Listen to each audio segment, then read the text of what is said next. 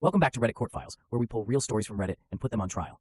Today's case comes from r/Antiwork. Quick note, nothing in this video is legal advice. We're storytellers, not lawyers. Now, let's get into it. Asked 1. The wrong. Imagine being hired for a specific challenging role, ready to dive into data analysis, only to find the company has a different, far more insidious plan for you. That's exactly what happened to our Redditor, a promising data analyst who thought they were embarking on a new chapter, but quickly found themselves being quietly groomed to inherit the labyrinthine, undocumented processes of a retiring finance employee. From day one, it was clear this wasn't the job they signed up for.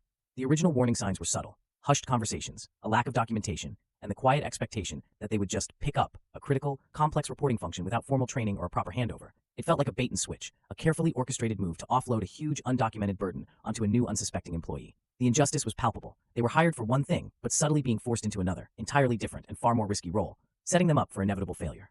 2. The fight. The Redditor wisely took advice from the community and began to document everything, putting the risk in writing. But what started as a quiet setup for one departing employee quickly escalated into a full-blown corporate crisis. Now, not one, but two critical employees, both owning essential reporting deliverables that feed the company's financials, were walking out the door on the same day at the end of June.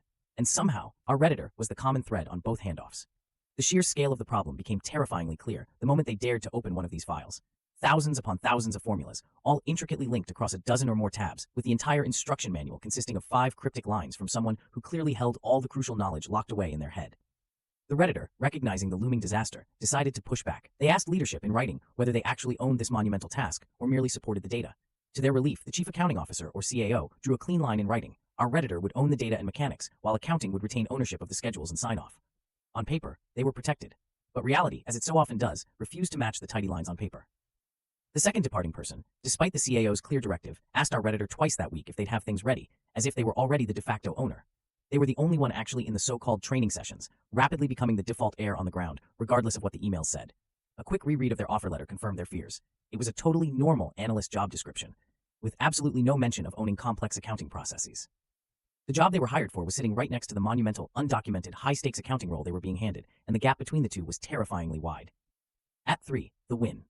Faced with this impossible situation, our Redditor made a courageous decision. They were out. Not tomorrow, not dramatically, but decisively.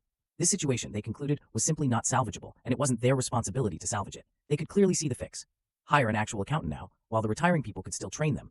But seeing the fix and being able to execute it as a non-accountant with mere weeks of net training were two entirely different realities. Their plan for Monday was clear and strategic. Calmly flag the immense risk to a trusted VP, then the CAO, framing it as protecting the company, recommending they bring in immediate help, and following up everything in writing. Underneath it all, they would continue job hunting hard, keeping their personal overhead low, and meticulously saving copies of every relevant document outside of their work accounts. They understood that the ultimate win wasn't fighting a losing battle, but recognizing when to cut their losses and reclaim their career trajectory. Turns out, knowing when to walk away from a train wreck is often the smartest move you can make. That's the verdict on today's case. Drop your thoughts in the comments. Was justice served? Make sure to subscribe so you never miss a filing.